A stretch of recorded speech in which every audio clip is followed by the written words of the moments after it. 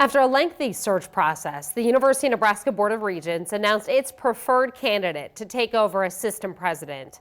Since then, former superintendent of the Naval Academy, Walter Carter, has toured the state and talked with students and university stakeholders. The board felt comfortable enough with him to appoint him as the next president. Reporter John Kipper was at the meeting today where some worried about his record-high salary. The University of Nebraska has a new president, as this morning the Board of Regents approved the contract of Walter Carter.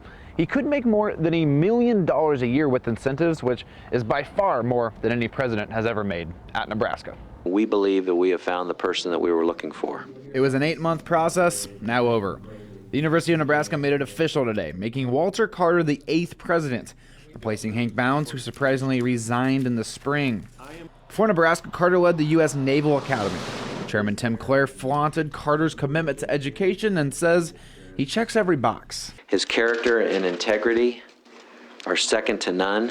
Diversity and inclusion matter deeply to him, and we expect him to translate that commitment into results here just as he did at the Naval Academy. Carter will command a hefty salary of well over $900,000 a year and could pass $1 million with performance bonuses.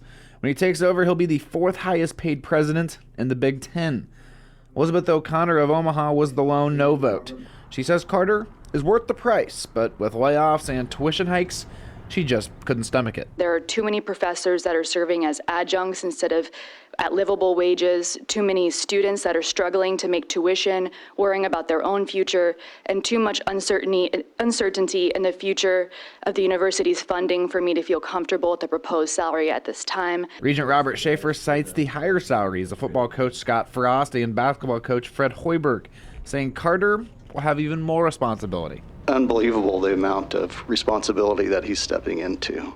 You know, we wanted the best, and we've gone out and found the best. We're going to hire the best, and we're going to pay him a salary commensurate. The Regents are confident Carter's talents in bringing in funds and research possibilities will make up the cost. I'm hoping that taxpayers and students who are looking at this number and asking why so much of their money is going into a salary can understand that we are doing it because the payoffs are going to be worth it for us. Reporting in Lincoln, John Kipper, 3 News Now.